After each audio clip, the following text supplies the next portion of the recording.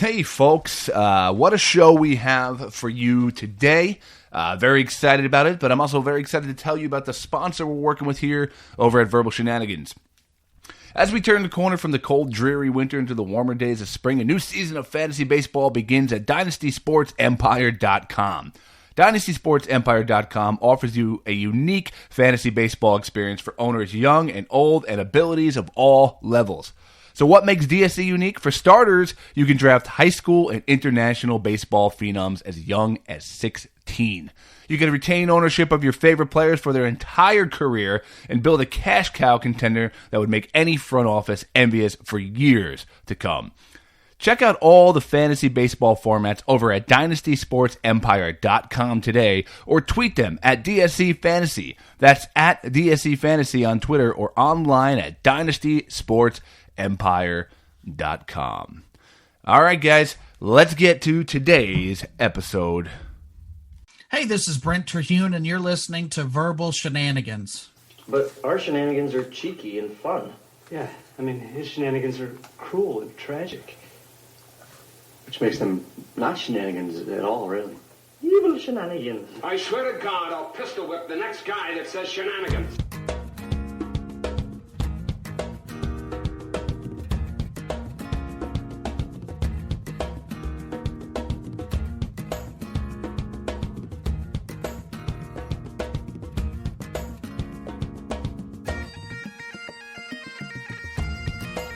Hello, folks. Welcome on back to Verbal Shenanigans. Hello.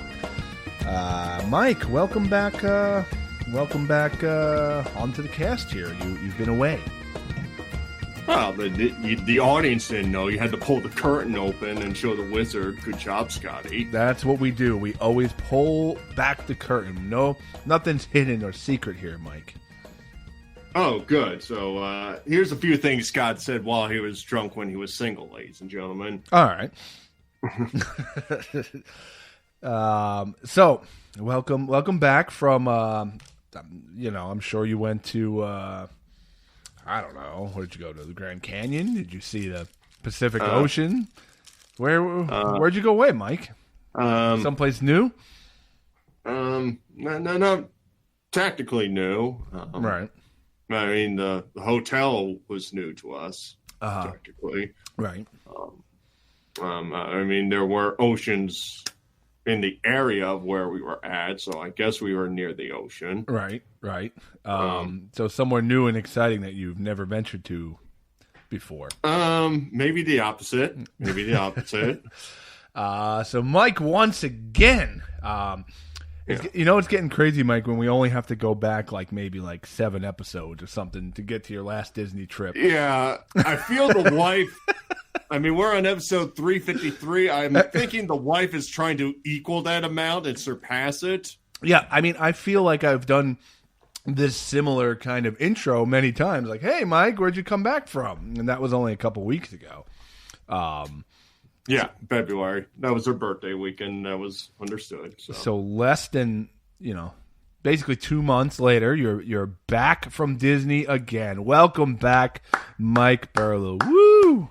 It's a pleasure to be back, Scott. Back from Disney yet again. Yep. New experiences, but all in all, it was a good time. Okay. So met some new people. So let's break this down. So what was different about this Disney trip as opposed to other of the 20 Disney trips? Okay. Actually, what number is this for you? For me, I mean, just in the relationship. I didn't. Not really counting. If you pre-Izzy was 2. Okay. We surpassed that. That was you surpassed that in month 1 of dating. Yeah. Let's see. We did the honeymoon. We did it once while we were dating. We did 2. I want to say 5. Now, does that include the little resort thingies that you stay at? The other place, the Disney something or other? Well, the resort, the last trip was just a resort trip. We didn't go into the parks. This one was a parks trip. Okay. Wasn't there like another Disney offshoot place you went once? Like I forget what it was called. Like it wasn't Disney World. It was something else, like a Disney. I don't know. I'm not up on the lingo. Disney Springs. Like their Disney Springs. That's like their shopping restaurant area where it's technically under Disney, but I don't want to say it's like Disney themed. They have different stores, different restaurants. And is that in Orlando? Kind of like their nightlife area, if you will. But that's in Orlando. Once. That's in Orlando too, though, right? Yeah, they're all within their same vicinity. We visited that once when I visited the parents in Okeechobee. I don't really technically count that. That was just like a stop off, but like actual like full on. We're staying here and doing stuff here. I'd say probably around 5. I'll check. Okay. Now, last we got off with you a couple weeks ago. You had some interesting. You had an interesting way of getting around Disney last time with your insider line cutter, I guess you can call her. You had some interesting interactions with people who have become synonymous with the show, like Oxygen Lady. Yes. And a kid who licked your mimosa. Your mimosa, yeah. So, how did you cheat the system this time? Okay, didn't cheat the system. In fact, said person with the mimosa liquor kid, we went out of the way to ensure she didn't see photos. Right. Or statuses, but it kind of reminded the wife, I'm like, certain things you can't block from people unless you unfriend them. Needless to say, when she updated the cover photo, that's when she magically messaged her, "Hey, how's it going? What are you up to? I got some pictures that we have." Blah, blah. Oh, boy. So we tried to avoid her. I mean, we didn't meet with her. We met with some of Izzy's running friends. They came over from California, and they stayed on the trip. Very nice, 2 couples, good people, very nice. We hung out in the pool a few nights, went into Epcot together. Those were fun times. They're good people. I don't have any kind of scary stories with them. Maybe one I'm just trying to get to. I'll have 2 stories of the adventures of this trip. Now, these people that went with you, what is their costume and outfit game like? Are they equal to you guys, or are you like the ringleaders of this all? Bree is equal to my wife. In fact, if you looked at some of the pictures on Facebook, they have equivalent Disney dresses and stuff like that. We went on a 5K together even at the end of the trip, and they were wearing equivalent dresses. So the friend of Bree, Jake, he's a crazy guy. Like he wanted to run in an equivalent dress, but the only problem was it was like 58 degrees. He's like, listen, if I'm going to do that, I got to be all out. I can't be wearing leggings, and it's too cold to go. We're honestly surprised you haven't done that yet. You haven't done a princess race. The vocabulary right now. So. Not yet. Well, let's mark this tape down again. Okay, for the 5 is the official number. 5, okay. Yeah, 6 in October. I was going to get to that, Mike. It's not like you're going again anytime soon. You've got it out of your system now.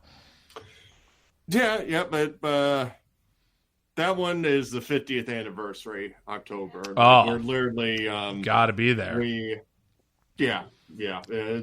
I'm just worried because probably in October we're talking. It seems like we're slowly getting out of the COVID ball. Like Disney even announced that you could take photos without a mask on, so we're slowly seeing it going. Even in California, I see like Disneyland's opening, and they went from like 15 to 25 to 35% capacity, so things are moving there. So that day will be insane because they're probably going to be near 90, 100%. And you're talking about Disney nerds who were trapped for a year and a half, some of them not being able to go in there.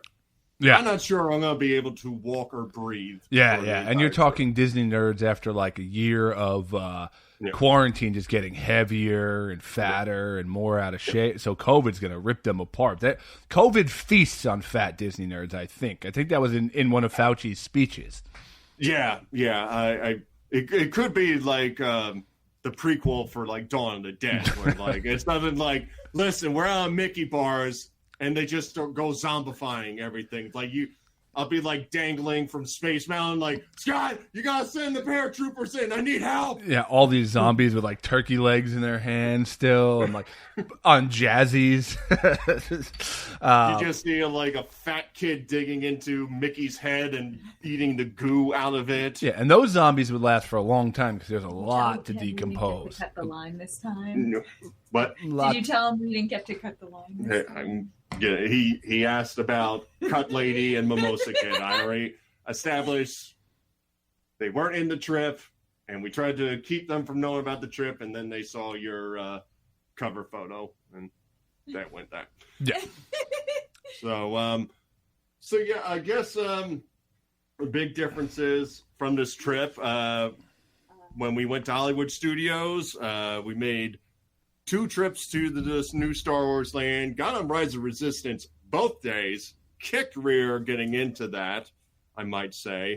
Did you force your way in? No. For those who don't know, the ride is so popular, they have what they call this virtual queue. So, like, they open it up at 7 a.m., and if you don't join by 7 a.m. in 2 seconds, you're screwed. So now let me ask. So this would be one part of the park, I guess, that would intrigue me. Big Star Wars fan, especially growing up. Now, is it like a Star Wars land, or is it just one big ride? So it's a whole park. It's a whole land. Like literally, you walk through a tunnel, and then it kind of looks like Tatooine. It's mountainous regions. You have X-wing fighters. You have a guy, you have Chewie, you have stormtroopers, you have Kylo Ren. They have 2 rides in the area. Yeah, a third one outside the area, but like everything is like native. Like that, the one complaint I could say about it is they try to make it so authentic. Like there are areas like you can't even figure out what it is. Like there was like we were thinking about like buying some shirts. And you look at signs, and it's just like they'll have like the Star Wars language written, and then it'll say like market, and I'm like, what does that mean? Is that food market? Is right. that kind of get a T-shirt? Like we were scrambling to try to find a T-shirt, and we just said it would be cool. It'd be cool if you could only get certain T-shirts if you knew certain languages. Yeah. You know what I mean? Like if you don't know like job or to walk and then you get like a shirt, so only a select few people have that T-shirt. I'd be into that. And they should be like very strict. Like if you say it in the wrong accent, they like slap you. Like how dare you? Exactly. We don't take that here in Tatooine. Yeah. Is there a cantina? I got in trouble with there's a cantina. We ate there. I had a beer flight there. I got a souvenir where they have it like kind of like some monster teeth that the beer is poured into. Okay, very nice. That's do aliens serve you or like people? No, regular people are in there. Like they have they have very themed like that. I mean, I'm sure they would love to do the whole have aliens there and whatnot, but obviously with COVID, they can't have it too busy in there. COVID knocked the aliens right out of the equation. It is the universal pandemic, ladies and gentlemen. It did not just hit this planet. No aliens allowed into Florida. Yeah, like they came down, they probed some guy. They didn't really notice that he had no mask on. They went back to their plane, and it was just like, oh, yeah. Okay, so now the ride itself. Give me like a little insight into this ride, because this would be something. Now I won't be going anytime. That's like the inside of the cantina. Yeah, this is the robot DJ from the cantina. Nice, just to show you. Okay. So this would be something down the line, you know, when my son got older, that I'd be interested in going down to. Possibly. Oh, honey, Scott says he would be interested when Shay gets older. This is where I hear the stop button on the podcast. Yeah, see, now I trapped you. Yeah, you joke about me. It's a trap. You do not understand. It's a trap. It's a trap. You're like, there's zero possibility. Like, Izzy will pay people to be on the lookout for face recognition. You know how you block your know if you are there. you know how you block your friend from finding Facebook photos that you're there? That's what I'm going to have to do with you guys. I'm going to have to like go incognito. Like Izzy will just be sitting here one day and it's like, I sense the Brennans are on a plane. They're over Jacksonville now. We must go. Yeah, the problem with going there, it's so expensive that I would have to like pick an age where he would actually. Yeah, like the problem is like picking an age that would be like right in the wheelhouse that he would remember it. You know, like because I don't want to be going like multiple times. I think like. Yeah, maybe every kid can get to go once, but I don't want to be like. There's a lot of places I want to go to, and I'd have to really get like mentally prepared to do like the big theme park kind of thing. But Star Wars Land or whatever they call it could be something I would like. I would be into, depending on the crowds and lines. I don't know how I can handle that. But it can make. The funny thing is, like I said, there's 2 rides there. I mean, 3 if you count Star Tours. That's like the original, like when George Lucas set it up for them. That's just outside the land for Star Wars. Okay. The biggest, longest line is the Slinky Dog Dash outside of the area in the Toy Story land, which gets up to 2 hours. And hand to God, I don't understand. Okay. Like it's not even like it's a cute ride. It's got some decent bumps to it, but like. If you're a roller coaster fan, you're not like shoving people out of the way to get to this ride. Is it a roller coaster that's kind of like all ages could kind of do it? Maybe that's why. No, it's still got your minimum height kind of deal. So if you're younger, you can't go on it. I think it's just the love of Toy Story, I guess. But like, it's like so bad, like you don't even like it connects over to Star Wars Land, and you always want to go the opposite way when you want to get to something because it's just so overcrowded over in Toy Story Land. It'd be great if they're just like dealing cocaine out of there, and it's just a cover up, you know. All right, back to would really get a buzz, huh? Back to Star Wars, the ride. I want to know what the ride is like. Okay, so the Rise of the Resistance. The big one where you have to sign up on the virtual queue. It's basically you go into this pre-show, and then it's like you see BB-8 come out, and then Rey comes out, and you're like, you're going to go on this cargo ship, and we're going to, thanks for helping out the Resistance. And then when that stops, you go into another room, and then you're on basically the ship, and they have, I forget the guy's name, the one that says, it's a trap. But he's General like Akbar. Akbar, thank you. Yep.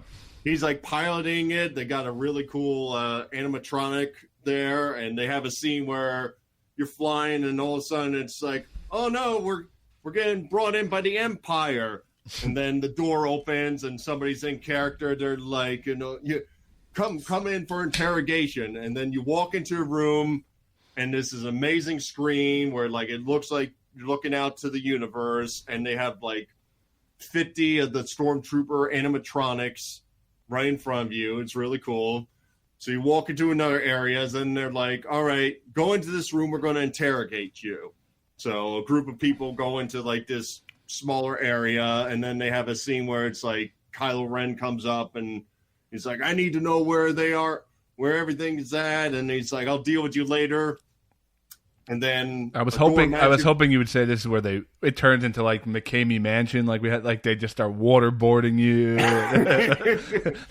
Yeah, it was really weird. Those lightsabers were really sharp. I didn't understand the point of that trip. Did not know the safe word. The safe word.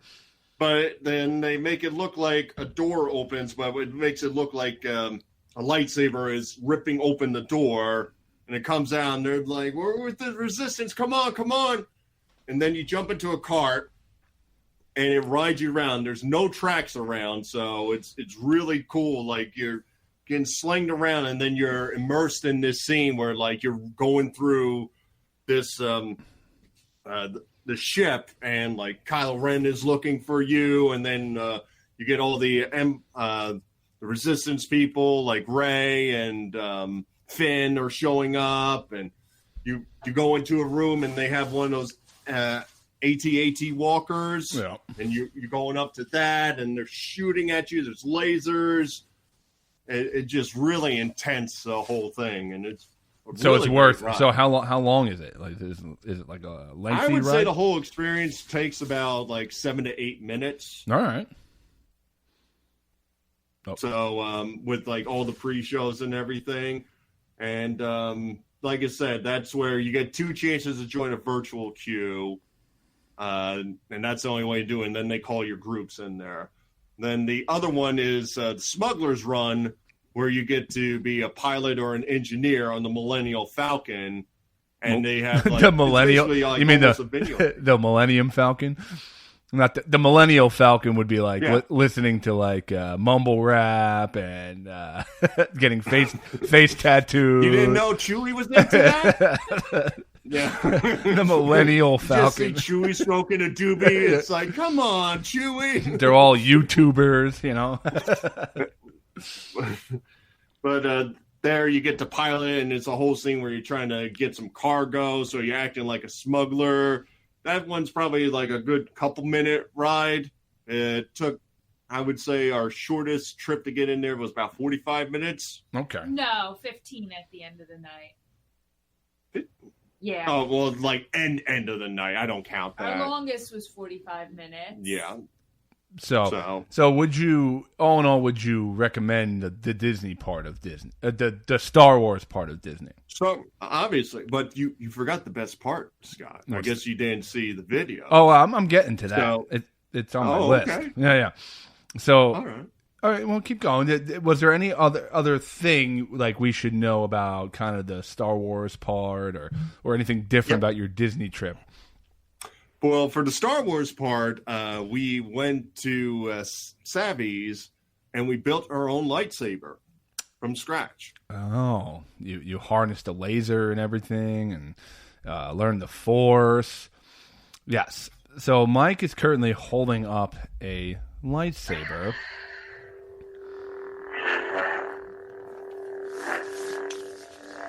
I mean, and he looks like he really knows how to wield it. Like he looks like a pro. Now, okay, stop pointing it at me. Now that's the wife. She wants to show that off. So now, Or makes Windows alive. You guys post a video after you get back of you guys fighting with lightsabers in the backyard. Yeah. So this is what life has come down to. This is now. You know, we talked about barbecues a couple weeks ago. We talked about drinking beer. Now we're having sword battles in the backyard. When you have a lightsaber battle, minimum 8 burgers per person. Gotcha. Okay. Yeah, minimum. So it's a whole experience where you go, like they bring you in, they make a whole atmosphere about it, and basically you get the hilts. And then you put in the Kyber crystal, which makes the color. Oh, and then natural. you build the hilt. Right. And then there's a whole scene where they turn it on, and they give you a bag to basically put it through. But when we got back, the wife was like, "We should have a lightsaber battle." Mm-hmm. This is the new foreplay for you guys, is what I'm saying. Kind of, yeah. So the best place we figured was in the backyard. That way we're not. Last thing I want to do is have to like redecorate because I slapped a wall or broke a lamp or something like that. Yeah. So we kind of went outside, and it kind of looked cool with like seemed like some steam or whatever was coming up. So almost kind of gave it like a little aura to it. Oh, so you're in a scene. You're imagining. There's steam. So in your mind, you guys are having this battle. There's steam coming off the end. It's an intense battle. But meanwhile, from the outside view, it's like two 40-year-olds hitting each other with swords in the backyard. Yeah. There was one time where Callie started barking, and we realized there was somebody walking their dog, and they were looking up at us, wondering what the hell was going on. But at least I just went with it. At least someone in that house recognizes. Callie is the most reasonable one in that household. Yeah, that's why we adopted her. We're like, listen, we're not mature enough to be adults, so we need a dog to really handle the day-to-day operations. The dog is filing your taxes. The dog's taking care of the electric bill. That's why we don't bring the dog on the Disney trip. She's handling all the stuff. She's paying for our car insurance. We're like, Callie, you want to go? And she's like, I hope I was hoping in the middle of that video, deep down, the cops would show up. I was really hoping it would turn into a cops episode. we heard some disturbing news. You want to explain yourself? Yeah, I'm a Jedi. No using the Force. Did you see the steam coming off of my saber, bro? I'm a Skywalker. Yeah. It's really fun. One day when I retire, I am going to be able to go through all this audio and just make a compilation episode of the transformation of Mike Burlow. If this was a movie you are, you were saying your backyard felt like. Your movie would start with you as this, normal guy and being like, no, I'm just going. And then, until, you starting to put on costumes and wearing Disney clothes. And then it ends in this epic lightsaber fight with your wife in the backyard where there can only be one of you. And you got to strike her down. And it's like a love story. But yeah, you are the evolution of Mike Burlow has been quite an interesting tale.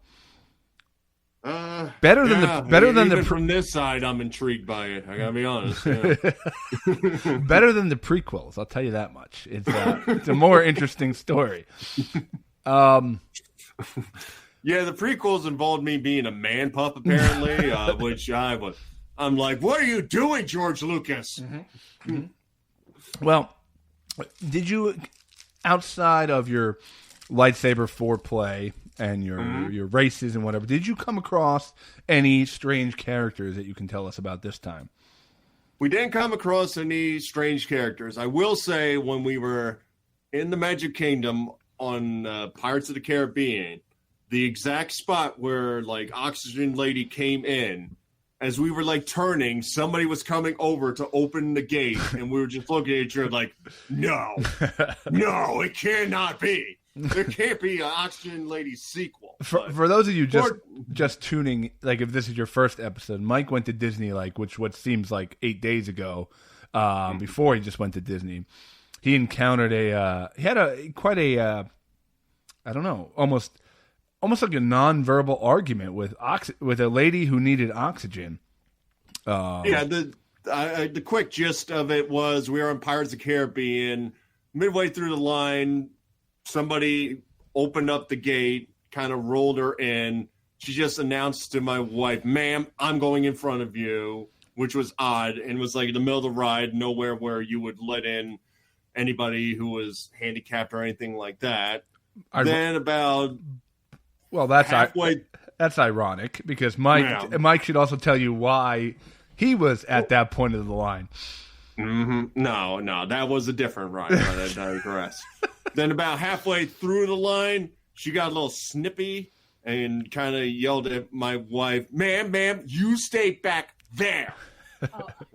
And which my wife didn't appreciate, didn't blame her. So at one time when the line was kind of turning around, I had to let my wife go, and I had to lean over the line and give a woman with an oxygen tank strapped to her a dirty look to kind of give her the don't you say another effing word to me. Yeah. And magically she disappeared from the line. Well, she disappeared from life because you're not telling people my favorite part where you just slowly turned the valve on her oxygen off and just went shh. That's when I knew I had to get my lightsaber and take care of business. Yeah. Now. Right now. All right. Well, but I can give you two quick stories of things that occurred, though, for the record. Let's hear it. Story number one, I almost vomited all over Peter Pan. That bad of a kisser, huh? No. So the day we went to Magic Kingdom, had to get up super early and had one of those didn't get enough of sleep headaches kind of for most of the day. Not like a pounding headache, but enough where you feel it all day. It's annoying. Like you're rubbing your temple all day. Like, come on, just go away. Like when we were at Kilt Fest, that kind of headache.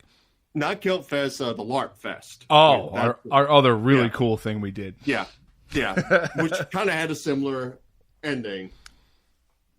So, we went through the day and we had 2 big meals down there. We had a breakfast and 2 big meals, and the headache wouldn't go away. And usually when my headache doesn't go away, it gets me queasy. Mm-hmm. And, I tried to be a trooper. It's the only day we're going to be in Magic Kingdom, and we're going through stuff. And we went on, I started feeling it when we went on the Seven Dwarfs roller coaster. Uh-huh. As we were going up and down, it was fun, but I'm like, whoa. And so then you almost became the eighth, the pukey, the 8th dwarf. Yeah, I almost became pukey. Yeah. Then I'm like, all right, let me go into the bathroom and kind of let this out and take care of this. And it didn't kind of come out. So I thought we were leaving the park, but then we saw the Peter Pan ride had no line to it, which has never happened. So we ran into it. Oh, so you guys were like, "Oh my God, Peter Pan!" and sprinted into the open line.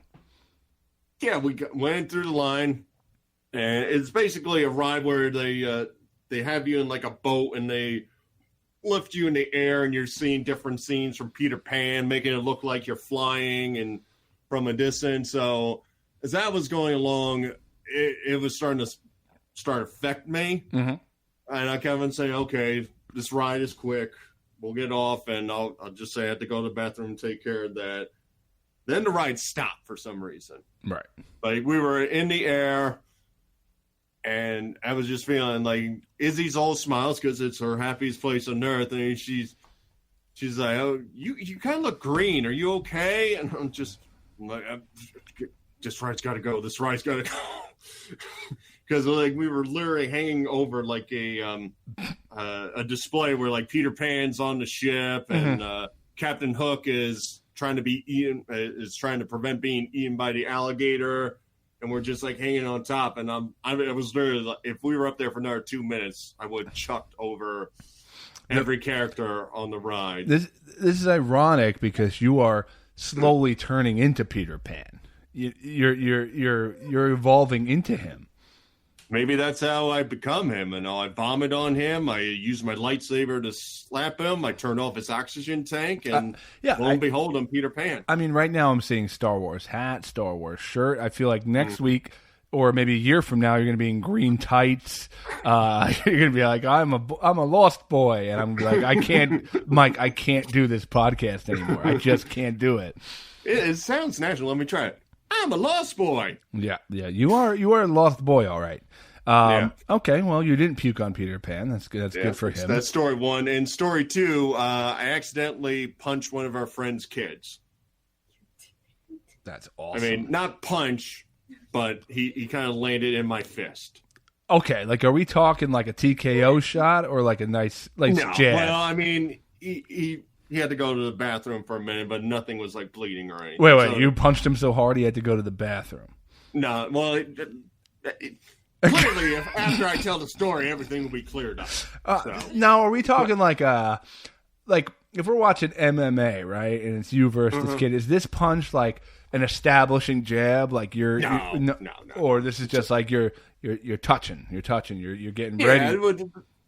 It was just so the synopsis is we're in Epcot, and I forget what we were waiting for somebody to get out of this shop, I think, or something like that. And one of our friends' kids, sweet boy, he was just playing around, and he's like, I know karate, and he's just playing around with Izzy. Please tell me this goes like this. Are you playing with my wife?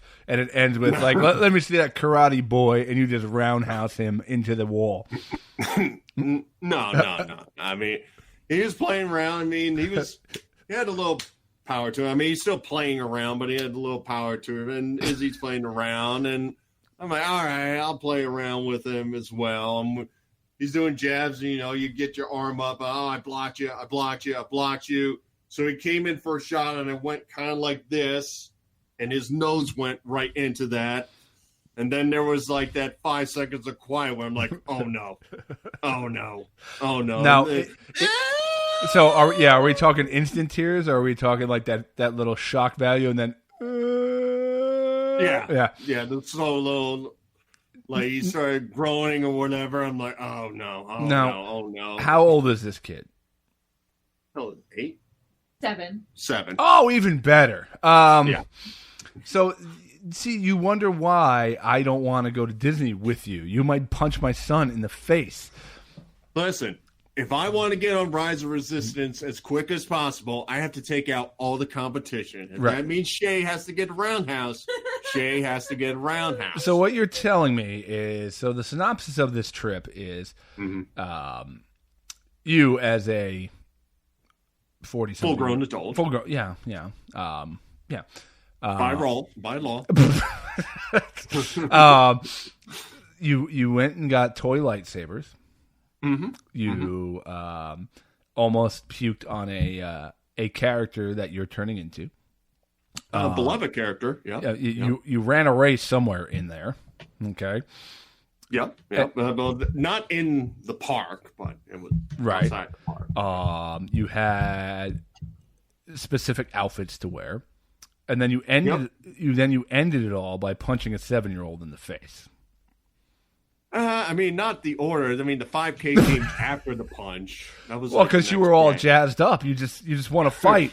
I was like, yeah, fastest. I'm a man. Fastest time I've ever run.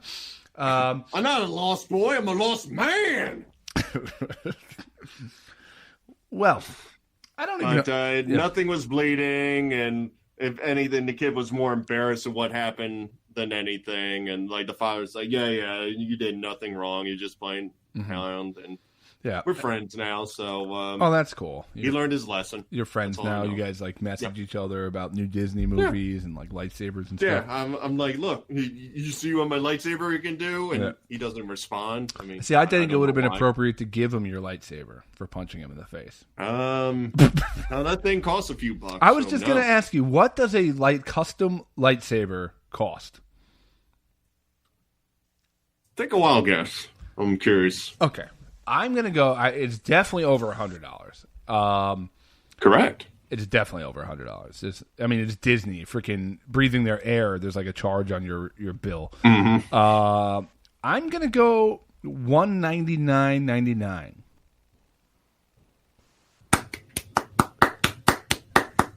Exact?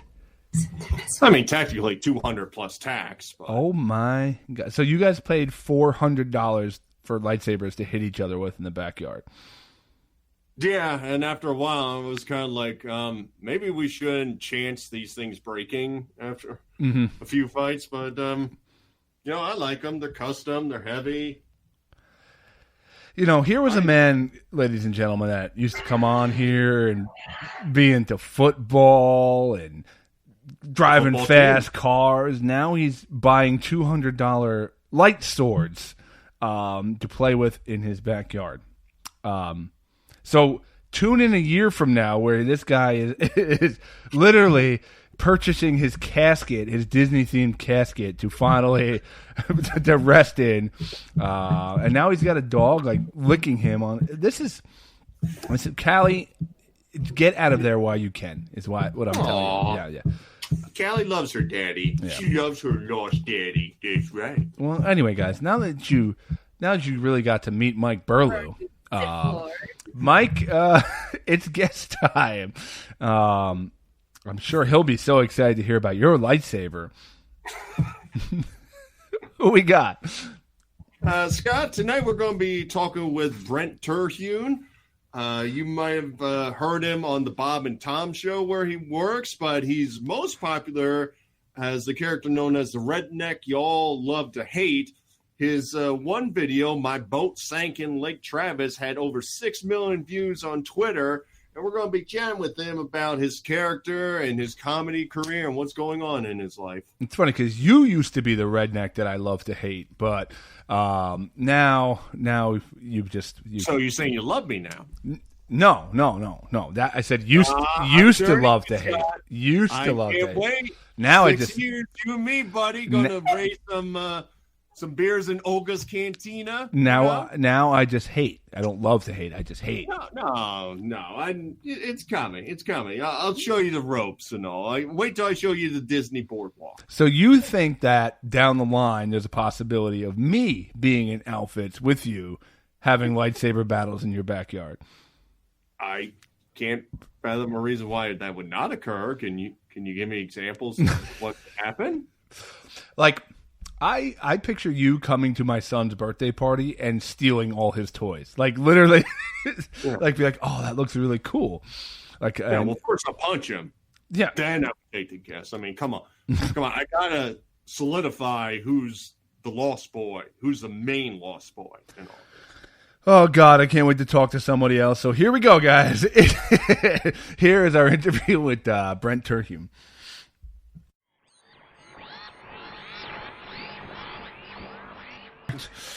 Where are you guys located? I am in Georgia, just 30 minutes from Atlanta. Scott is back in my home state in New Jersey. Okay, cool. Yeah, how about you? I am in Indianapolis, Indiana. Indiana. All right. The new home of Carson Wentz. Yeah, I think I don't really follow sports too close, but I saw that. So, yeah. So, Brent, kind of an interesting thing to start off here. We had a conversation over text, me and Scott. I think you are now our fourth guest of bearded redheadedness. Lots of gingers on this show, it sounds like. It's okay, Brent. Yeah. Own it. It's Well, I have no choice but to own it. So. But welcome to the show. I mean, I guess we'll just jump right into your career before we get into all your videos. I mean, I'd seen you've been in the comedy world for 16 years and all. Have you been all about stand-up, or what kind of is your background in comedy? Yeah, mostly my career has been stand-up. I started when I was 16 in high school, so that was my first time was performing in the library, or media center as they called it. So it was me doing jokes for classmates and stuff. And Brent, we didn't bring you on to brag. Stop bragging. It was definitely. Sorry, I'll stop. But yeah, it was at this point, I would take that library gig right now. I'm missing stand-up so bad. Performing in the library, and then I did some improv in high school too. But mostly it's just been stand-up. And here, the past 3 or 4 years, I've been doing a lot more video stuff because, I am in Indiana. So it's not like with the internet, you could reach a ton of people and just be from nowhere. Right. So I was like, nobody's going to vouch for me if I don't start doing some shit for myself. So, that's where the videos came from. Now, were you, give us an insight to what kind of kid you were? Because I'm always fascinated, a lot of comics are kind of, they kind of don't find themselves till later. They're kind of awkward as a kid. What were you like as a kid? Were you awkward for sure? Yeah. I was very shy and nervous, and I still am nervous and shy in certain situations. But and a lot of comics will get I was a class clown and I got in trouble. I never really got in trouble or anything, but I was also funny. Mine was very I know this is the appropriate time for a joke. I'll make it. I'll get the big laugh, right, and then I'll go back to answering questions and being somewhat smart. I think that might be some of the reason I do comedy is because I miss the big laughs in a classroom setting. Deep down, I think it's recapturing that again. Yeah, well, and that's your first audience. Is a lot of times it's either your family or your different kids in your classroom, and if you move around, you could do 9 shows in a day, recycling the same bit in every classroom, Yeah, tweak it a little bit for biology class, like run it the second time. Yep. By the last period, you've got a good bit. Oh, that thing's tight. That thing's been performed. You had like 6 periods where you're just crafting it and all, man. When you get to homeroom at the end, man, they're like, man. And then if you had somebody in the first period and the last period, you're like, oh, he's doing this bit again. So, for what I see, you also did some. You've been doing some work on a radio show, Bob and Tom. I mean, tell us about that and where you got into with them, and like, are you an online personality with them, or just behind the scenes writing? Yeah, if people aren't familiar, Bob and Tom is a syndicated show from Indianapolis, and those guys, I don't know how, probably 35 years they've been doing forever that show. And I was an intern, so when I was in college, junior year, I already had friends that were writing for the show, and I was like, that. I think it was very calculated in hindsight of like, okay, I'll get the internship, maybe I'll get a writing gig, and then I can start doing stand-up on the road. And when if I don't have a gig or if something cancels, I can still write for them, and it's not like I'm just shit out of luck with no job, So I was an intern there every day for 4 months, getting up at like 5 a.m. to be there at 6, and then writing jokes. And then, eventually I was on the show, which I think now means a little less to be on the show. Back in the 90s, like they could make your career. And a lot of comics will talk about, for the longest time, it was the Tonight Show with Johnny Carson. And then there's so many comics that have had their careers made from being on Bob and Tom, Greg Warren or Haywood Banks, Tim Wilson, people like that, where it's like they know people because they were on Bob and Tom. They were like a Opie and Anthony of a different region. They were that big. Yeah, like I don't know what you were, a Midwest, and I'm from Indiana, but people like, oh, dude, you're from the South. I'm like, I mean, people say that I sound like that, but it's whatever. But then they're like different, I think in like North or South Carolina, there's like John Boy and Billy. So there's like different syndicated shows that have popped up over the decades, but that's one of them is, Bob and Tom. So I still work for those guys every night writing jokes and stuff like that. Yeah. I think if anything, the last year has really emphasized to comics that you gotta diversify yourself, because I mean, look how quick everything was taken away from us, as far as live performance. And whether it was, for me personally, it was starting to do these Zoom shows for companies and things like that for their happy hours and stuff like that. It at least kept me saying jokes in front of people per se. So it, like, when the person approached me and asked me to do it, I was like, no, this is never going to work, but if you pay me, I'll do it. And it turned out to be like a really amazing thing that I think might actually stay for like companies to offer. Like, hey, instead of, hey, Brent, instead of your meeting on Mondays at 4:00, for this week, we're going to have like a comedy show where everyone sits and has a beer for an hour and kind of does. So it did bring some light to that. But I'm interested as far as you, like, I'm just starting to get like a couple responses back of some gigs returning. How did you adjust with this year, the pandemic? Was it different in Indiana? Or was basically your live performance also gone? And how did you kind of spend your creative time? Yeah, it was basically, I remember the last thing I did was I did a dry bar comedy special. So nice. Good people aren't familiar. Thank you. But it's clean comedy, so you could play it for your grandma and your kid. And that was like the last thing, which I was glad because I got to say those jokes and record them. And I had recorded an album for New Year's. So now I've done a couple shows over the pandemic to test and be like, hey, are people we're going to wear a mask and they're going to social distance, and can you perform or do outside shows and stuff, and people do it responsibly. But for the most part, I have not performed, and I'm glad because now, like, trying to do some shows, you're like, I remember the joke, but I don't remember the bits. I know that I have a joke about Bigfoot, but I don't know all of the beats to it. Man. It's relearning your stuff and it's just getting comfortable. But I guess to answer your question, it was like, it went from, gigs and bookings to nothing. And I was like, I think we're all like, oh, we'll just give it a few weeks and we'll be back.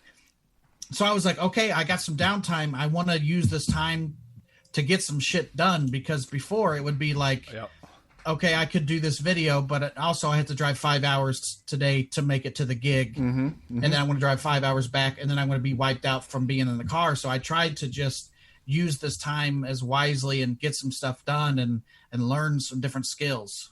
Yeah, I remember thinking summer is going to be great. Summer is going to be amazing. It's going to be done by then, and the gigs are all going to open up. And here we are a year later talking, and not too much has changed. Maybe we're seeing the light at the end of the tunnel here, but it's so it was one of those. And then I had some weeks where I was just like, I'm not doing anything, which thankfully I could just not do anything. And I think that's also good, because I was getting fatigued with being on the road. Like I had been doing stand-up quote full time since 22 or whatever. And, the last few years I'd done 45, 47 weeks on the road, being gone all the time, which is what I wanted. It was not like, oh, I can't believe I have to go on the road. Like, that's what I wanted. Right. But it was also like, I could feel myself being like, okay, I'll go do these gigs and I'll come home. But it was nice to have that time off too. Yeah. So let's get into your big video that went viral. That was my boat sank in Lake Travis. And let's do a little compare contrast. So for what I see on YouTube, your first video was called The World's Largest Frying Pan with Brent Terhune. So let's kind of compare and contrast your thoughts on when that happened to when you made that one, and kind of give us a sense of when you got that holy crap kind of moment when you started seeing it, people were taking off with it. Yeah, the frying pan video, that's a real big frying pan, and somewhere in Iowa. I was in between gigs, and it was one of those roadside attractions, and I don't have to be anywhere tonight, but I have to be somewhere tomorrow. I'm like, how can I not go see a big frying pan? So that was like my first venture into putting stuff in video form and learning how to edit and do a voiceover and stuff. So any type of creative, I would just be like, go make a video about whatever thing that's in your town, just for practice, man, because it's all practiced until you get an opportunity. But obviously the big frying pan video, which was weird, some media company in Europe was like, can we use this as like and I was like, yeah, sure. And I haven't heard anything back, but I think it was on TV somewhere over there. And I was like, also, like, I don't know why you would want to use my video, first off, about a frying pan, and then we had the Lake Travis video, and that, that was it's a character video. And if people aren't familiar, it's a MAGA character, and people are always like, what's the character's name? I'm like, I never thought anything would happen with that guy. So I just never gave him a name, but anytime somebody's like ranting in a truck, that's that guy I would call him like the redneck you love to hate, because anybody that does those videos, they'd be like, yeah, you people hate me, but you can't quit me. Like, very obnoxious, knowing that people don't like you. So that one was crazy because, I don't know, it was just 6.5 million people saw that on Twitter. And it's very just bizarre to have the interactions of like, oh, Jane Lynch or, Dr. Ken Jeong from the Hangover movies. It's like, what now? I've had interactions with people online that I've only seen on TV and movies. Yeah. And it's very odd, the internet, where the places the internet will take you, and then, just be seen by people that you would never even think would think about you at all. So yeah, it was very bizarre how popular some of those videos got. Yeah, I mean, we say that with the show all the time here with the people we've got. It makes the world very small. It makes it very accessible. I'm curious, as far as your comedy with videos and your comedy in stand up, what your writing process like? Are you a pen to paper kind of guy? Are you a guy that goes on stage and tries to just work out a bit? Do you go there with just a bullet point? Do you flush it out? Is it different for your videos and your stand up, or you just kind of go with it? Forever for stand up, it was I think everything I do is very calculated. I I have the skeleton idea and I have certain jokes that I want to hit. But now in the past couple of years, at least being on stage live performance, I'm okay to play around, and because I know the beats and I know I can always come back to a joke Right. and get the laugh, but I'll go and play with the audience. And I feel it's that level of not caring. Like, of course I want the show to go well, but if this thing doesn't work, I'll just do it tomorrow night and maybe it'll work too, you know? But with the videos, it's very, again, calculated, but I feel like that now writing stand-up again after a year of not really performing, the video writing has changed my stand-up writing because it's very topic-driven. With those videos, it's like, oh, my boat sank, so I can come up with a whole bunch of boat jokes, and it's very, I have a direction, and it's very pointed. Here's my topic. So I've tried to take that and do stand-up and choose the topic of, oh, I want to talk about being a redhead, which I have done forever, but it's like now I have a direction, because if I'm writing for myself, I get very lost in I could write anything I want, and that's too many choices. I need some criteria, and then I'll give you a joke it's easier for me to do that way. And then hopefully when I'm recording those videos, if I think that the video's almost to where it needs to be, where I can record it, but not quite, usually my performance side, I'll come up with something when I'm recording. I just have to trust those instincts that I'll figure out a good way to do it in the video. Right. Once that first one got viral, from what I read up, you really don't like watch the news a lot or whatever. Were you just like instantly on the apps going, come on, somebody say something stupid? Or were you just like, when it comes, it comes? Yeah, it's both. It's both those things, because you could do evergreen ones, and those are fun too. And sometimes those where there's like different levels of that character. Ones are I'm going to play it super straight, not acknowledge that it's a joke. And those are the ones that people will be like, oh, this guy's an asshole. This is real or whatever. And then the other ones where they'll be like, oh, they're going to take the guns from Looney Tunes or remove the Mr. from Mr. Potato. That's more fun to me, because why would anybody get mad about any of that stuff? And then you have more room for jokey jokes where if you've never seen it, you're like, oh, this is a comedy bit, as opposed to the other one. It's very playing it very super straight. And so it depends on which topic. You know, if you gave me a topic, I'd be like, is this going to be like a funny one? Or is this going to be like a straight one with jokes that if you picked up on it, you would get them? No. Did you ever in a million years think that something like you'd be doing something like Cameo, like where people could actually like be like, hey, Brent, send me a video for a couple bucks? You know, like to me, that concept, like, I've never thought about it because I guess I've never had a character or anything fun that people would be interested in. But like, did you ever in a million years think that would be an option to even bring some income in? No, especially because I don't know if you guys have ever heard of Cameo like a year ago or 2 years ago. It's like one of those things where before it'd be like, oh, can you record a voicemail from my friend? Yeah. Like that was Cameo before Cameo. And then it's so bizarre to see who else does Cameo. It's like, oh, I can get Mick Foley from wrestling to say something. So it's very bizarre that people will care enough to be like, can you tell my friend happy birthday? Yeah. And call him a beta male cuck or whatever. Like, and I've gotten bits from doing cameos because, you know, different holidays, you know, you get an influx of stuff and you kind of write bits to people's, again, they're giving me criteria. He's a doctor. He likes Corvettes. He's whatever. So I'm like, how do I fit all that into a 2-minute video? And it's been a great writing exercise to like, I really try to personalize everyone for everybody. And the last thing I want for you to watch it and be like, well, that was a waste of money. That's what I did, you know. Was it also weird, like setting a price point for yourself? Like, what the hell is my video worth to somebody? Yeah. Yeah. Because also I want it to be accessible to everybody. If you want one, I want you to get it, but also it's got to be worth my time. It's that supply and demand type thing. Yeah. And it goes back to like, people will buy my merch and then take a picture of it. And it's bizarre that you would even give a shit to go on the internet to find my site, to buy my stuff, I'll send it to you. And then you're like, see, I got it. I'm a fan of this guy. Yeah. But it's all very flattering. And it's a bizarre feeling. That's cool.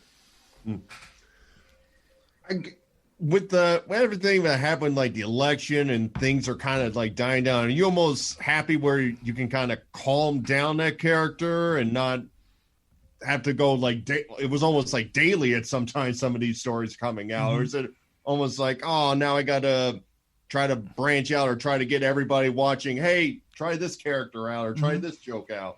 Yeah, well, for me, it's very exhausting. Just if I didn't even do the character, if I wasn't a comedian, the news cycle is there was like a new thing or new 2 or 3 things every day. And I felt like for a couple of years, people were just shaking up the champagne bottle, getting the pressure. And then eventually, election happened and then, eventually Biden takes office and then it's gone. Now we're like, oh, okay. But now, that character is not going to go away because that truck rant guy, whether it's a MAGA guy or somebody else, that guy doesn't go away. But now it's not like I have to comment on every little thing. Yeah. Because at a certain point, I also don't want to wear out my welcome with people, Right. And I then it frees me up to just be me and be funny like I always have been. But then there's certain people that'll be like, oh, I didn't know you did stand up, and it's like it's kind of my fault for not letting people know. But it's also like, yeah, man, I've been doing comedy for 15 years or whatever. So it'll be a fun change, and it'll be interesting to see once I start to tour who comes out and what they expect, because before the pandemic, people would come out and be like, we had no idea what you're going to do because we've only seen those videos. But my goal is for people not to leave and be like, well, that was a waste of money and time. Yeah. That's never what I want, So I try super hard to have you leave the show happy that you were there, Now that kind of piggybacks or segues into my question. We talked about the cameos and the viral video, like through all of that, what is like some strange doors that have opened for you from that exposure? Have you been like, are there any strange gigs or acting gigs or things that have popped up that you were like, damn, like I never expected to do these kind of things?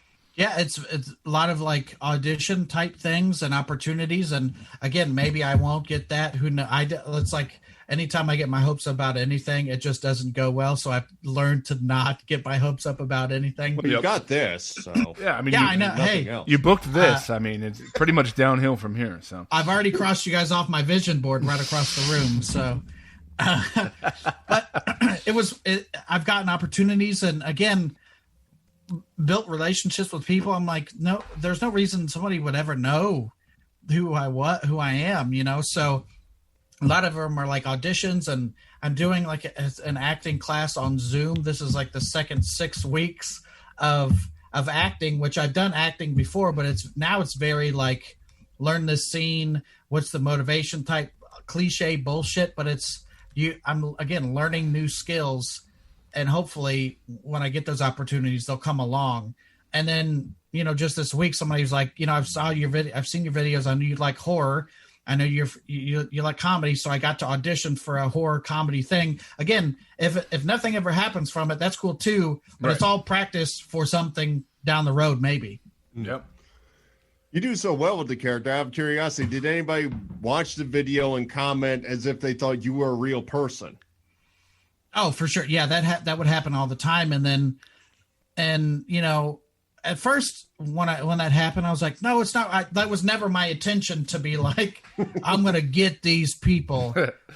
But it's also says something about the culture of, the things that I'm saying are close to what are really said. But if you actually listen, you'd be like, oh, he's wearing Nikes while burning Nikes. There's no reason anybody would do that, But it says something about the culture of how far it's gone, of like that, like I'm not far off from the real person, which is scary. It is amazing. It is amazing. Brent, we've had a real good time talking with you and everything. If people want to find out when you're out on tour or anything out there, to your new videos, where can they go to find out about you? BrentComedy.com has all the links to my social media. You can, it's a Google. I just tell people to Google now. I have a comedy special on Dry Bar Comedy. I have 2 stand-up albums on Spotify and iTunes, and YouTube.com/Brent Terhune. So any combination of those things, you will find me some way or another. Brent, I'm curious. As much as I loved Louis C.K., I'm pretty glad that he got Me Too, because I think it makes way for comedians like us. He conquered the ginger game for a while. We have an opening now. Yeah, if again, I'll probably won't be as funny as Louis, but if he's gone now, I'm sliding in. So you're like that Captain America and the new Falcon and the Winter Soldier. It's like, no, I'm technically in that spot. Give me time; you'll get used to me.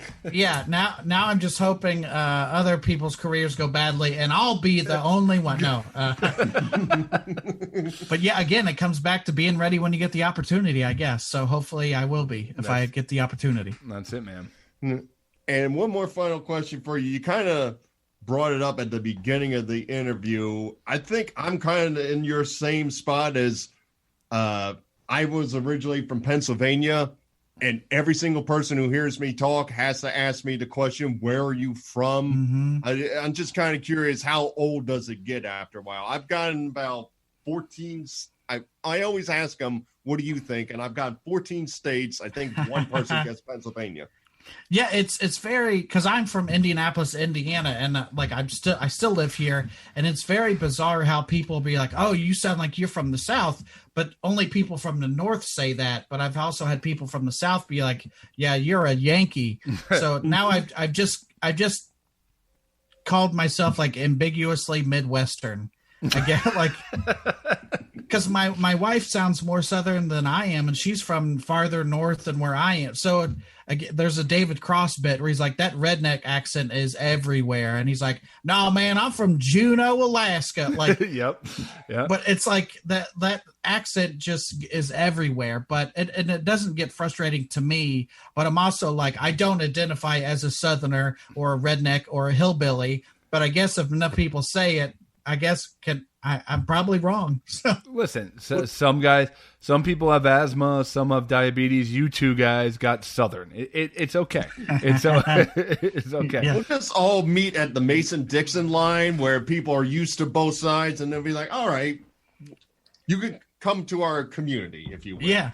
And it's also weird when I hear somebody, I'm like, that guy's really from the South. And I'm like, it's also like, oh, those people have never heard that guy. They've only heard my, quote, Southern accent.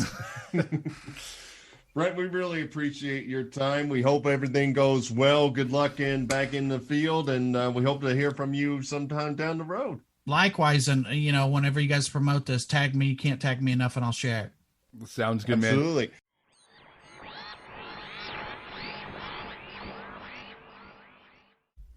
Oh, I'm sorry we had to hang up on Brent there and return to Scott and the Lost Boy, which is the second title of Verbal Shenanigans. So, Brent Terhune. Scott has to get to it. I mean, we might want to reconsider it, even if I don't go full Disney anymore. Well, that's definitely not going to happen. This evolution only gets worse as you get older, more senile. As you make maybe more money in your career, the more expenses. Like, this only gets worse.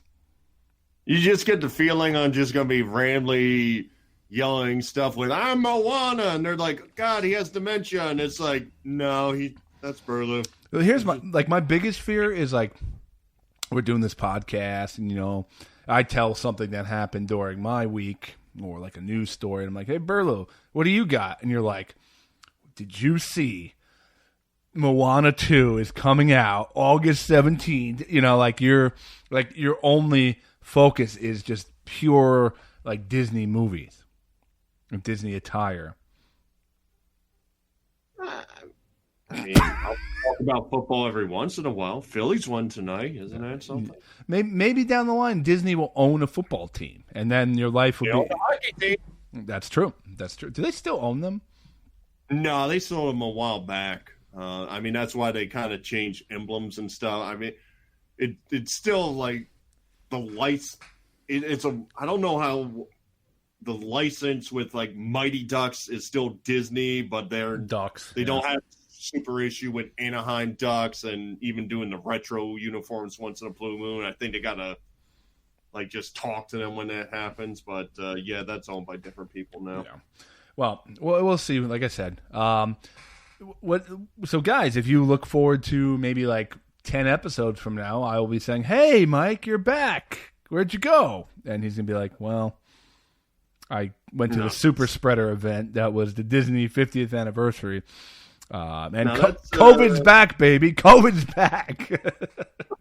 Yeah, the UK strand had nothing on the Disney strand. That just went to a new level, and now people's legs are falling off, Scott. I think we need to put like little stopgaps in place for when if this thing goes too far, I have to shut you down.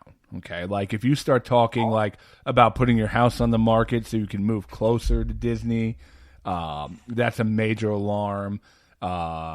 If you're talking about like, you're adopting a kid, but you're changing his name to Mickey or something like that. Like when these conversations stop, like I want you to sign an agreement with me that I can search for a new co-host. Brent would be great. We'd be two bearded redhead guys, But I'm the co-host. Yeah, but there's got to be a contingency plan because once you go too far off the reservation, like we gotta get this thing back. I mean, maybe the House will vote me out, but the Senate will be kind of mixed on it, and then you have to keep me around. Though I'll legally be impeached. Yeah, like maybe we could have you on like a call-in guest for like 10 minutes. You're like, "Oh, guys, I'm here at the 49th anniversary of Donald Duck's second episode." We had to go. We had to be there. Yeah, it's like Burlew. We run your audio through a machine. If you bring up any Disney character more than twice, it'll automatically hang up on you. That's it. See now, like you, I think you approach this with excitement now, whereas 2 years ago you were like kind of like along for the ride. Now I think you're all in. I mean, I get my own trips as well. Yeah, to the supermarket, to the liquor store. No, I got other stuff. Yeah. I went to Talladega last year. We go into some other places later in the year once we get our 2 shots and everything. Yeah, like the Disney racetrack and the Disney mountain. Had one. They had a Disney racetrack?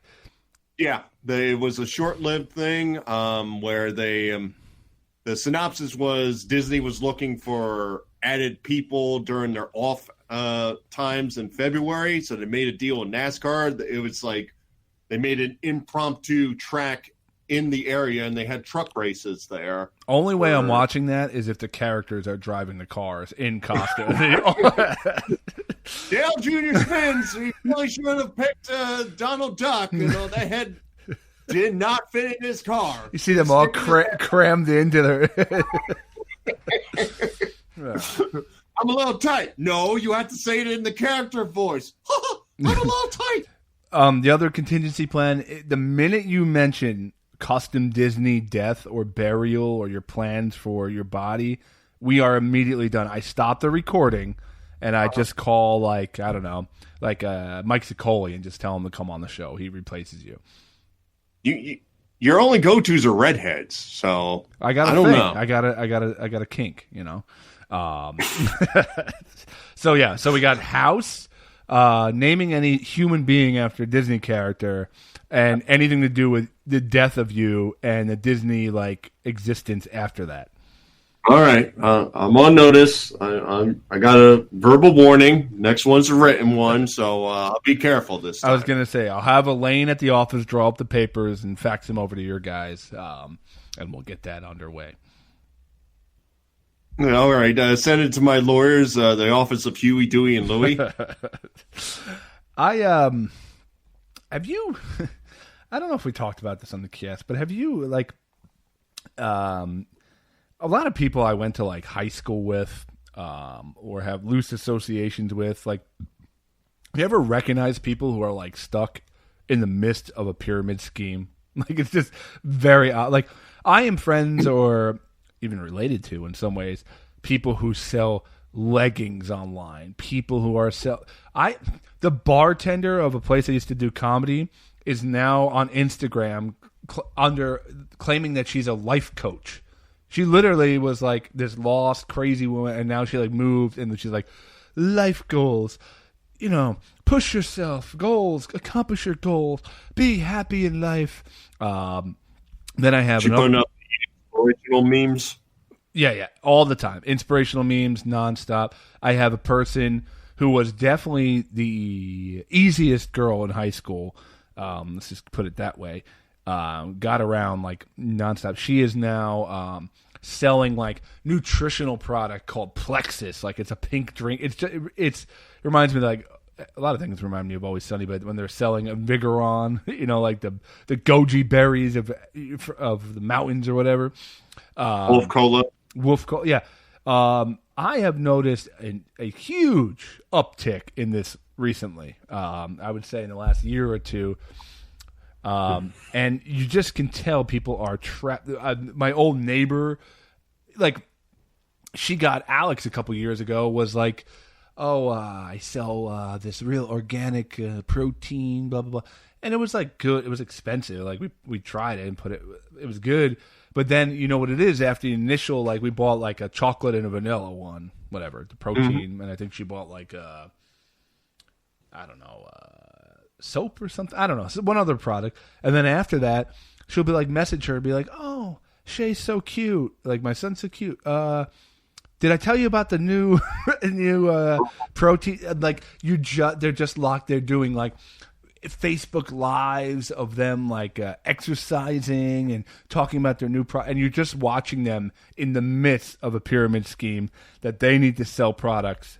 And I don't know. Do you see this at all? I saw my cousin once where she got into the LuLaRoe kind of thing, and that's like, one of the things I was referencing. Yep.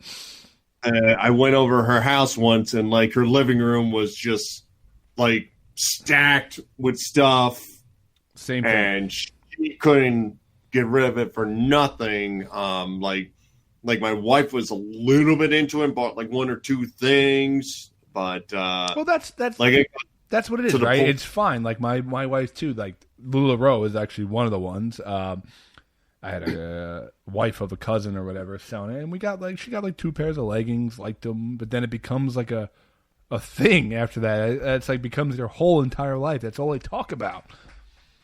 Yeah, they like she's lucky that her husband makes a lot of money because like they just ate that and didn't blink an eye. Yep. But it's just one of those, like, the second you walk in, you're like, you are not that good to get rid of all this stuff. And it's like, oh no, I do a Facebook Live, and we show it on there. We're like, who's interested? Look at this. Dude, we're talking about the same person probably, because they literally did this. Would have auctions and things like that for different pairs of pants, and pull them off like a little rack behind them, and she had like a little wheel that she spun, like, 10% off, only tonight. Very frustrating. Everyone's a life coach now too. It's funny. I how many actual life coaches could there be? Like real significant life coaches. Maybe, I don't know. Let's take the population in the United States. What is it, like 300 million, 350? You think there's 20 life coaches out there that you would actually listen to?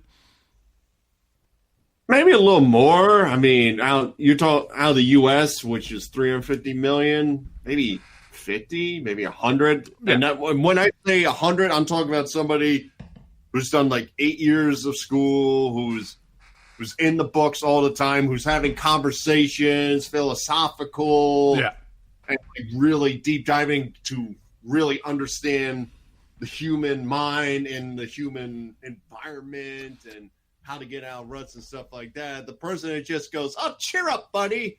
It's okay. Yeah, it's like I'm friends with like 40 online Tony Robbins. Like these people are like you were a bartender 2 weeks ago. Now you're telling me what life choices to make.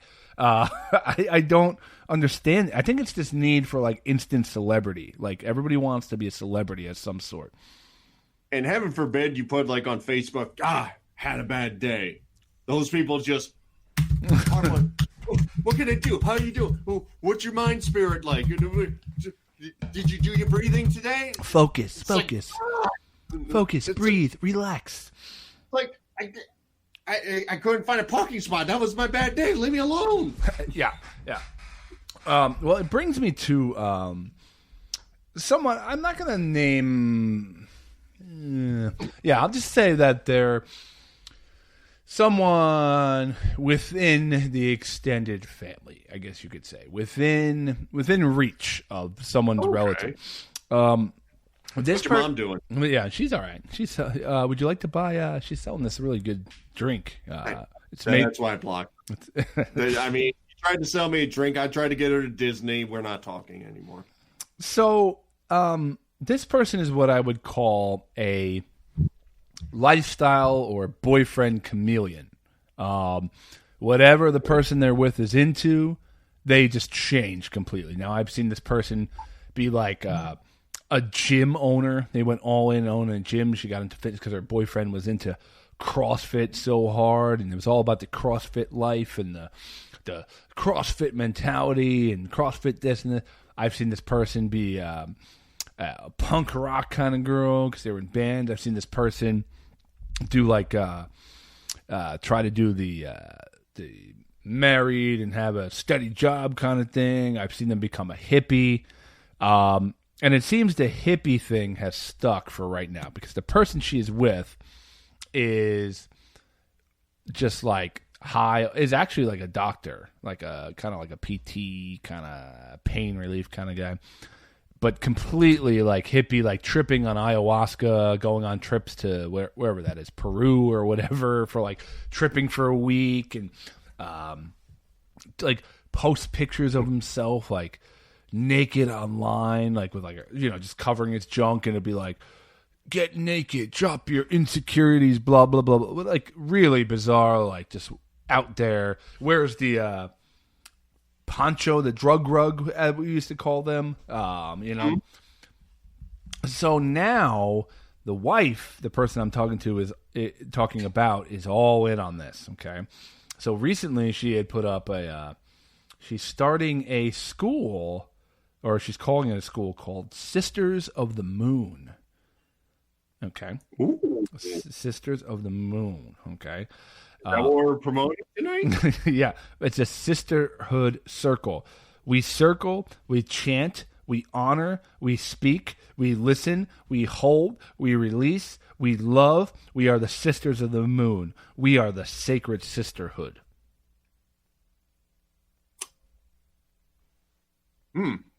You thought I'd join the cult? Yeah. Well, you're. It's only a matter of time before you're like brothers of the ears, like Disney. So now she's posting pictures of people, like these dirty hippie girls dancing in her backyard with no shoes on, earth dancing.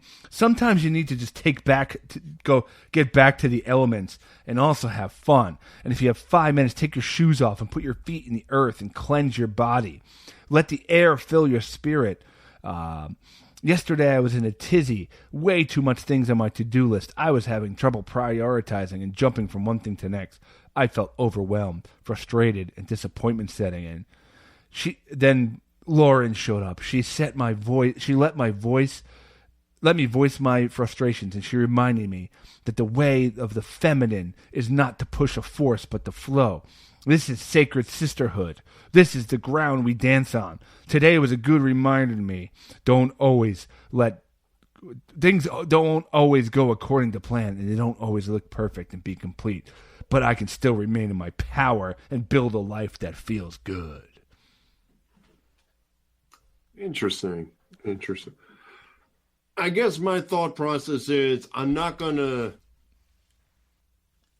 say anything about the actual words itself, because there are some people out there that will live these lives, a hippie or any kind of lifestyle, religion, whatever. I don't knock anything if you enjoy it.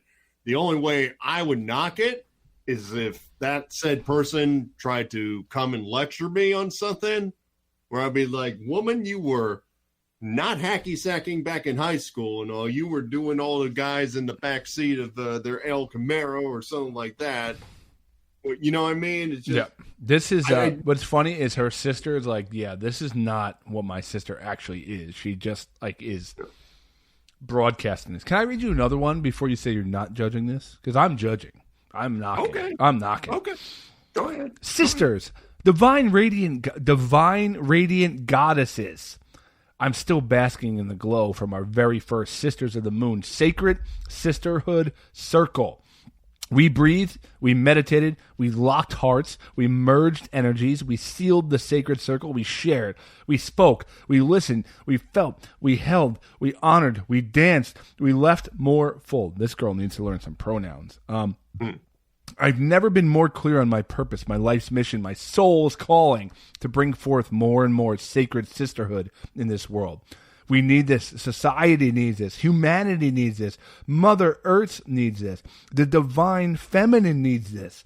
If you feel a pulling at your heart, a gentle whisper from your soul, a curiosity wrapped in some healthy apprehension, join us as we circle virtually on Friday. I will judge that a little more on the. Well, here's the thing. It's on the basis of like that's kind of the lecture thing I'm talking about. Oh, we need to do this. This world is crap. I'm going to tell you the right way. Where it's kind of like, no, it's whoever you're dating, you become and all. I mean, I can barely stand it when a person's dating somebody and they change their sports team because of who they're dating. Yeah, that's bad. We had a friend. We'll call him Al. Okay.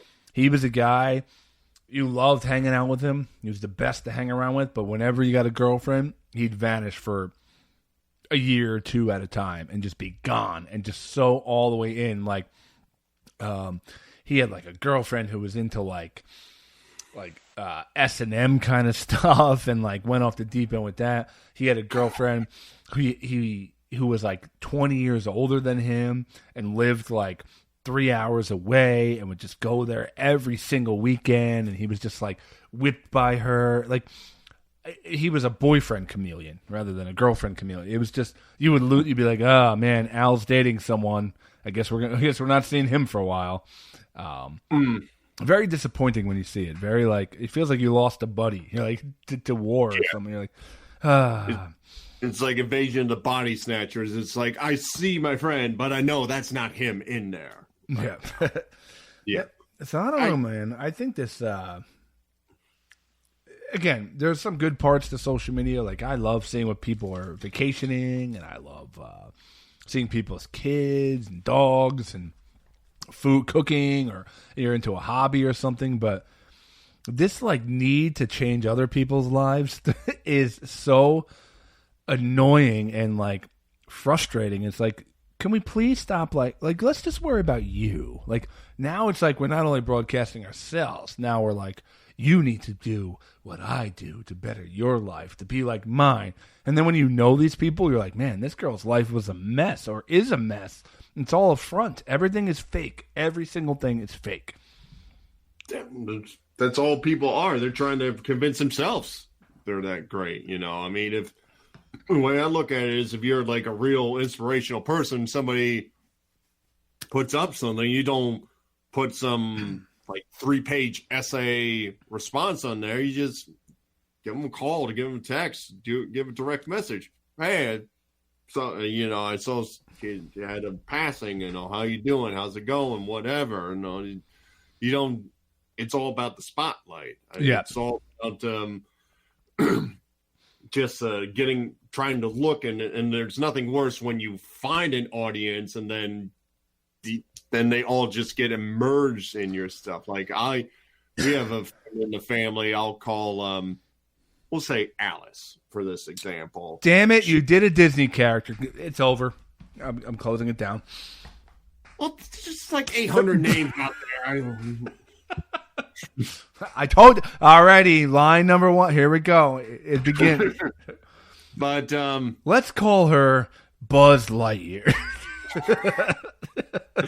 So this person, Alice, she never kind of really grew up. So she is super, super into a certain band.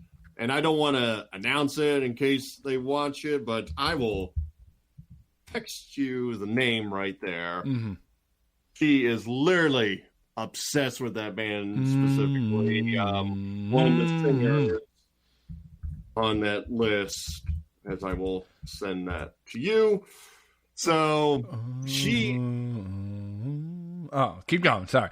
Keep going. Yeah. So she is like so uber obsessed. Like she has like her friends that like all she does is like every time they do a concert within like 200 miles, it's we gotta get all together. We gotta get the group together and all. And then they'll go there and like I've heard stories from people who went with her where like when I say the most blood curdling scream, like people have literally said they had ringing in their ears for weeks when this band comes on the stage, and she's so obsessed. It's an interesting band to still be obsessed with because I can't imagine they're still doing much. This was a band kind of popular in late 80s, early 90s. Yeah. I mean, she's so obsessed. And one day, the wife put up a something on Facebook where it talked about I think just like after Tom Brady won the Super Bowl, she just made a passing joke where nobody would look to this offense. It's like, he's done this, he's won 7 Super Bowls, he's got millions of dollars, blah, blah, blah. But I bet you Tom Brady never did a marathon like me. Like anybody who would read that, just go, ha, ha, ha, that's a cute little notion or whatever. This person, since her favorite singer likes Tom Brady, took offense. Oh, boy. Like, literally, like, she was, like, posting back and all, oh, you have sour grapes. You're just jealous of him. It's like, no, well, one, anybody should be jealous of Tom Brady, number one. Number two, I really don't think this is like me throwing shade at Tom Brady. I'm sure he probably did a marathon and we just never Googled it or whatever. Knowing Tom Brady, he probably won it somehow. Yeah. Like, she literally held a grudge for like 2 weeks on this. Where it's literally like, you just look at it, it's like, what the F are you trying to prove? Are you literally thinking Tom Brady is somewhere with her favorite singer just consoling him? And it's okay, buddy. It's okay. I'll win another Super Bowl. It's fun. Yeah. No, man, it's not fair. I can't do 26.2 miles. I can only do 24 at a time. Yeah. I don't know, man. It is bizarre. I mean, yeah, like who would drive really far away for like small events like 50th anniversaries or, be obsessed with things and have battles. You're adorable, you know that? Who would do that? But even my dog is crying over this information. Oh, no, Dad. He's talking about you. Say hi, Callie. That's who will be the next co-host of this show. Your dog. So. You got an adorable one, then. I will allow it. Yeah. All right. I don't know. I don't know how this ends, but it's also like I think that's why kids have so many like they're seeing these social media feeds and like thinking everybody's life is like perfect and wonderful and I'm on vacation and this and that and like none of it's true, man. None of it. That's my not going into details. A comedy friend of ours, his son just passed away, and it's possibly due to him taking his life. And it's just so sad at the age he was at. It's just like, I know it's impossible to get into some people's minds, but you just wish you could just dig in there and be like, you got so much more left. Yep. Just get through this. There's a lot of pressure on kids, man. A lot of pressure that's not real, and they can't see that it's not real. And I don't know that person's story whatsoever. And I'm not saying that was his case, but there's a lot of we talked about this before, but kids can't turn off. Like, you had a bad day at school back in the day. Your bullies were at school. You went home and you were in your safe bubble, and you didn't hear from them until the next day at least. Now, there's no disconnecting. You're connected through social media, through video games. They talk non-stop, and there's just no relief where you go home with your family and just be the little weirdo that you were, and you're safe, and you're around people who are going to protect you. Like, it's like there's a whole other chain connected to you, just people who could access you literally at any time. I know that's a depressing way to go out. So, but Good anyway, job, Scott. no, it's your fault. It's your fault. You brought this all on. Hey, I went to the happiest place on earth. You brought this down lower. There's no way that's the happiest place on earth. There's no way. Hey, they bought it. They bought that phrase. That's all I can tell you. We owe them $10 right now. Wow. Okay. Anyway, Mike, it's time to get the hell out of here. Another fun episode. Next week we'll be talking about Mike's weekend trip to Disney. Coming there till October, okay?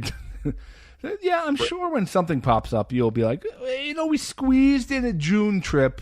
It was really important. It was we had nothing going on. Listen, when it's the 13th anniversary of Wreck-It Ralph, you make time, okay? Ralph would appreciate it. But anyway, brother, anything to promote before we roll?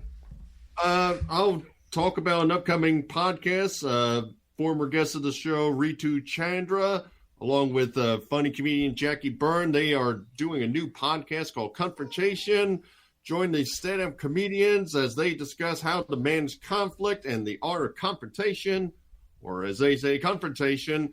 Using real-life examples and interviews, you will learn conflict management tools that would definitely not be recommended by a licensed professional.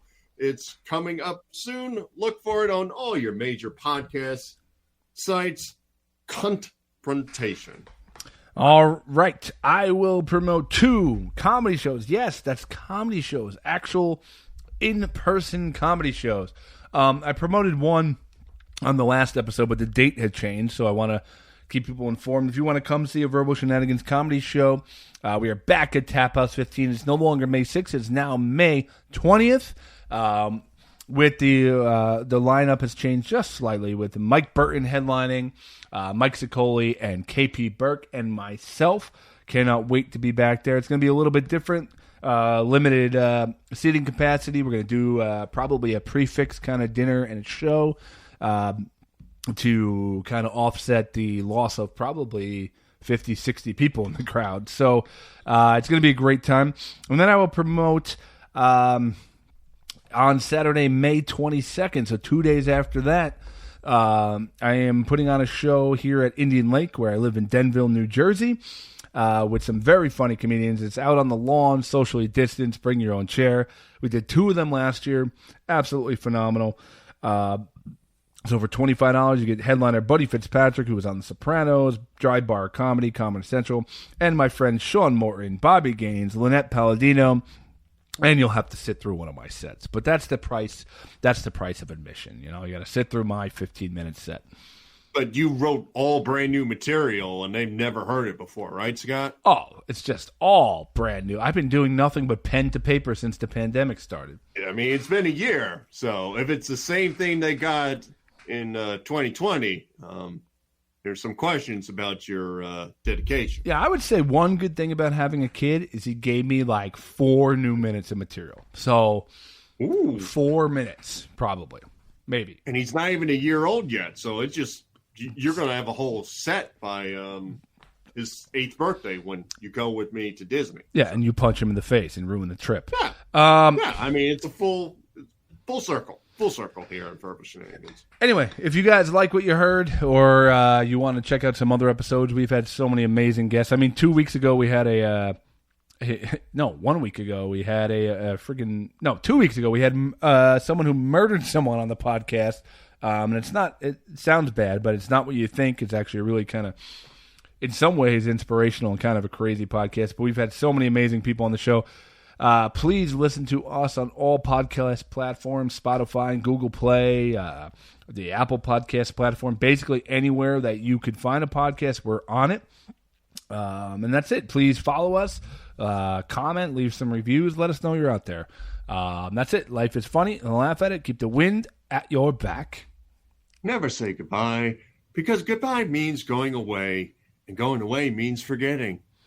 Was that Peter Pan or someone on Instagram? Maybe the first thing. Kicked me out when I told him that I live this way. I live this way. I live this way. I live this way. I live this way. I live this way. I live this way. I live this way. He doesn't own me. He doesn't own me. He doesn't own me. He doesn't own me. Just escape. Arrows land were falling. Arrows were falling. Arrows land were falling. Arrows were falling. The black rims that line your face like a deer drinking water in a picture.